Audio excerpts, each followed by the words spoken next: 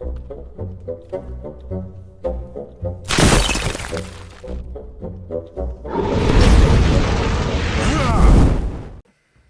everybody, it's me, Riffraff Hornhelm, and I'm back again with another presentation from the Dwarven Vault, and today we have a monster review. The monster we're going to take a look at today is the unicorn. Famous, right? And that comes to us from the original monster manual as used with basic Dungeons & Dragons and advanced Dungeons & Dragons, or what we typically call 1E today. So the unicorn, this is a favorite creature that has been heavily used in books and movies and any kind of fantasy reference that's out there. This, of course, is the version that is in the monster manual. So, a unicorn is an interesting creature. It's perhaps somewhat based on mythology, but it's probably not as strong as some of the things I've seen in fantasy literature and things like this. This is just a land creature with a horn.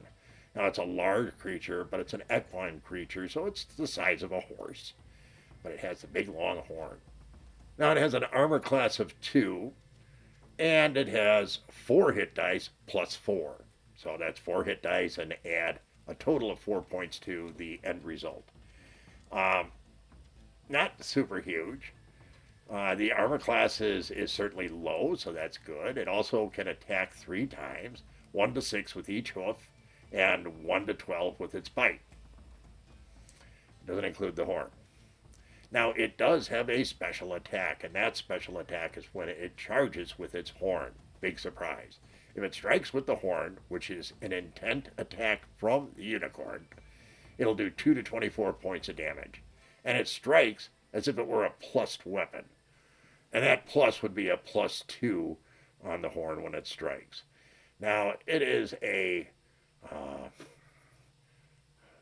creature that is very difficult to tame, but there is a 25% chance that it can be the STEED of some other good creature. It's chaotic good itself, and it has decent intelligence, but it's also a very, for the most part, a fairly singular creature.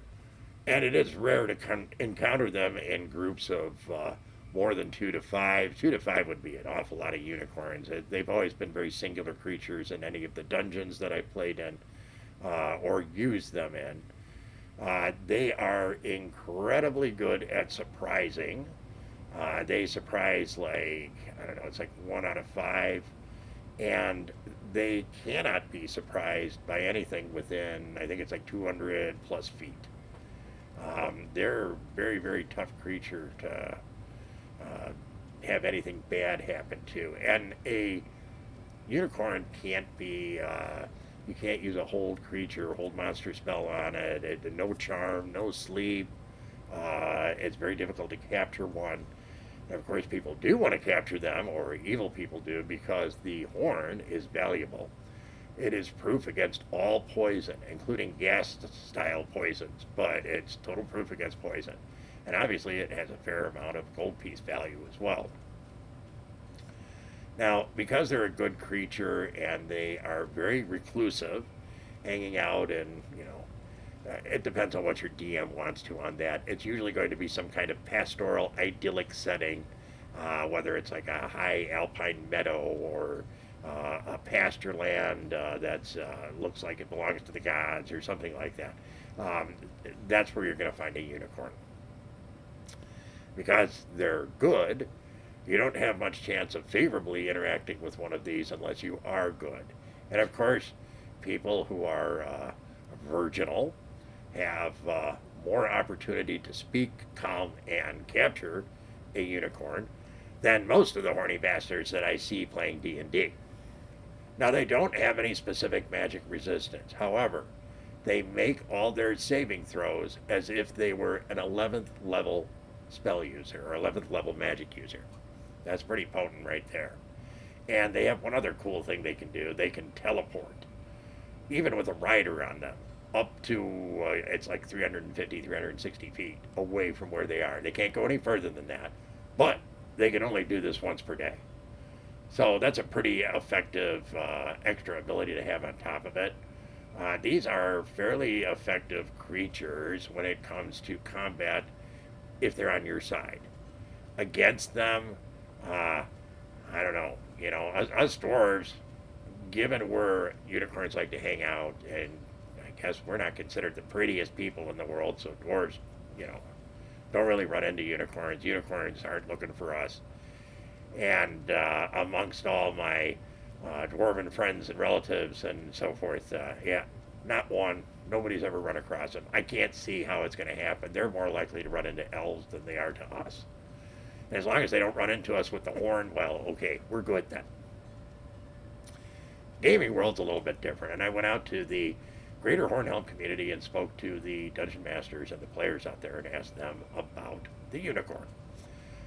Dungeon masters said that great steed, really helpful to good parties, did fairly well against evil creatures up to a point. They thought they were, you know, a good solid 4.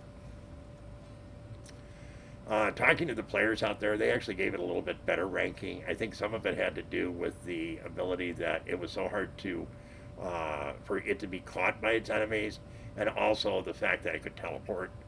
And they came back and they said, no, we think this is a pretty solid 4.5 to 5.5. Thought that was a little bit extreme, but they're the ones who are using them, and in a party, they could really be a big help. I mean, they definitely can move, do, you know, twice the rate at what a human can run. No big surprise there. But a challenging creature to interact with. Remember, it is intelligent. Like many Dungeons and Dragons stuff, you know, they speak their own language. Really? Why does everybody have their own language? That makes no sense. In any case, I'm sure you'd be able to figure out a way to communicate with it. You know, paw at the ground and whinny or something. That, my friends, is the unicorn. Hope you found today's presentation to be interesting, amusing, educational, all that kind of good stuff. If you did, please be so kind as to leave us a like. Consider subscribing if you haven't. Drop us a comment. Share with your friends.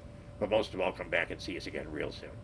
We thank you so very much for your very kind support. Take care, everyone, and remember, dwarves rock!